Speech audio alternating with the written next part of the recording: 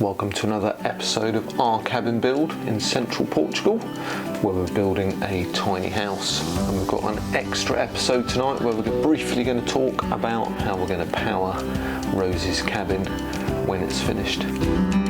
So there's something very romantic, I think, about a cabin in the woods.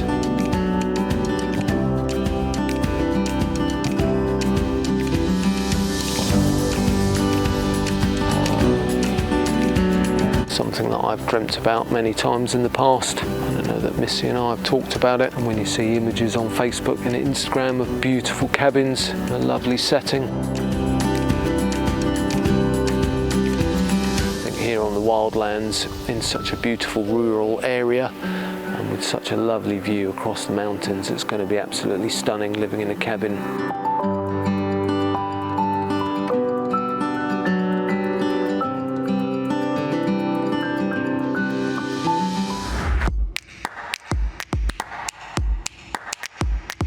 So in our last episode, we briefly mentioned that our plan going forward is this cabin that we're currently building is Rosie's tiny house. And then next we've got our toilet and bathroom to build, and also a geodome to put up, and then our own cabin to build after all that.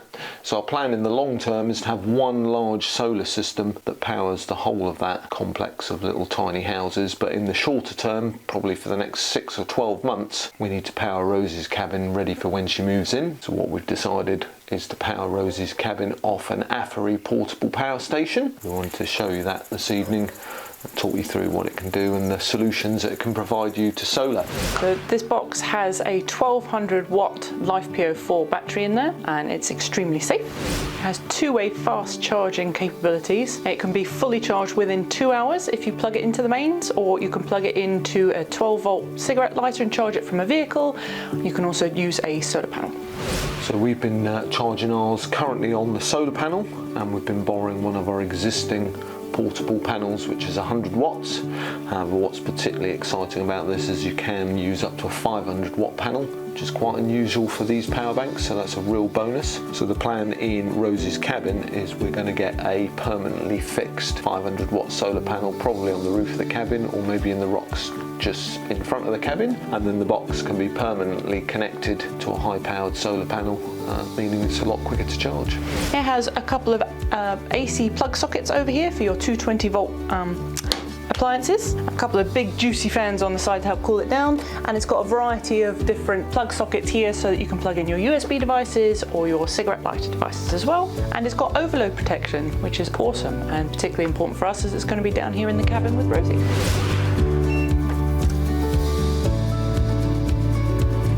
So what I also like is it shows you what percentage the battery's charged. It shows you depending what you were using at that moment in time. So for example, if I had my phone plugged in and just my phone, that would drop slightly and it would show me how many hours I could have my phone plugged in for. So for Rosie, when she's gaming or has a TV plugged in or charging any of her gaming appliances, she'll be able to see how long she has left before it needs to charge up. Obviously, as I mentioned briefly a moment ago, it's going to be connected to a 500 watt panel on the roof of the cabin.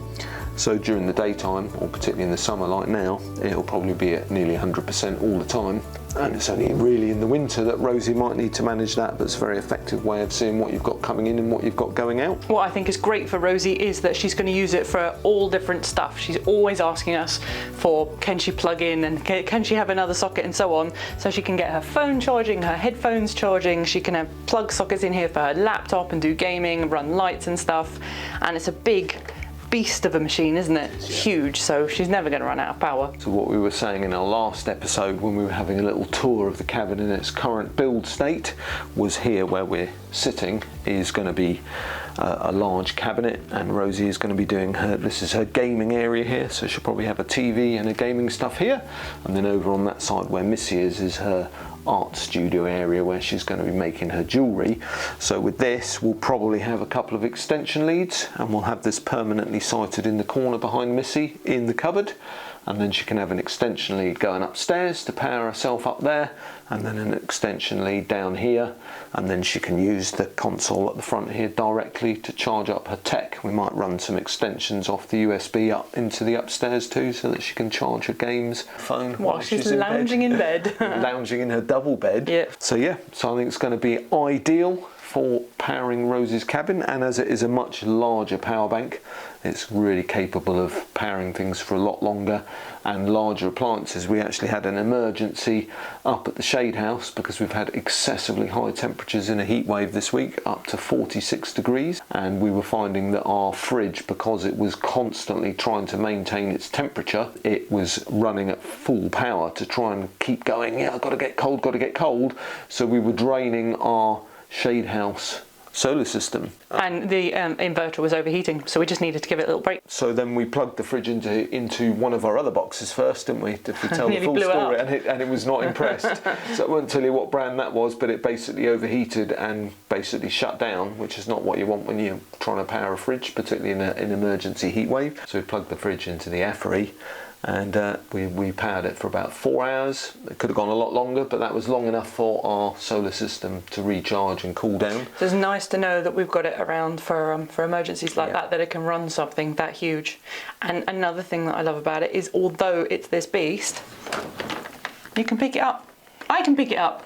I'm not the strongest of people, and it feels light for the amount of power that you have in there, which is great. So it's a high-powered box, isn't it? What's its wattage? 1200. So it's quite a big boy. Yeah. So also a lot of our friends in vans we've seen started using the AFERY as a standalone. Instead of putting in the batteries and the MPPT and the inverter and all the different things, I don't know, I wouldn't bothered in the van if we were building out the van now. I just have one of these, because the fact that you can just hop it out your vehicle, or here Rosie could take it outside if she wanted to, and sit on the porch with it or in the garden. That's great. And we've also been bringing it down here and using it to charge all our power tools. Oh yeah, that's so handy.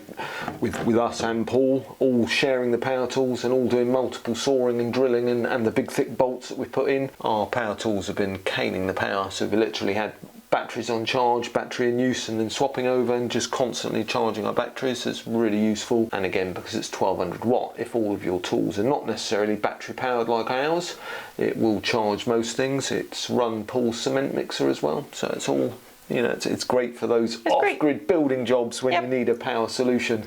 So thumbs up from me. Yeah.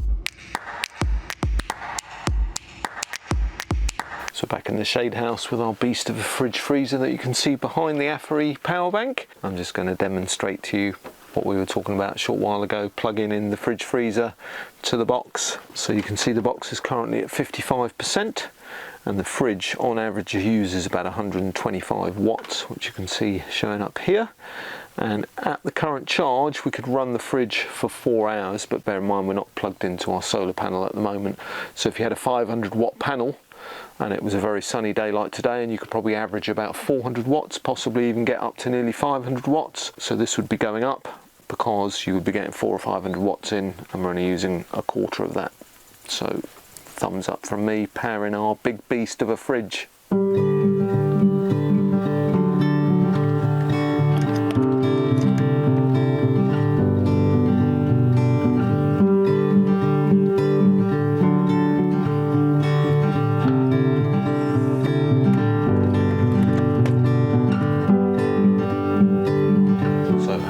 Enjoyed having a little extra cabin episode, and we're very pleased that the episode was sponsored by AFERY.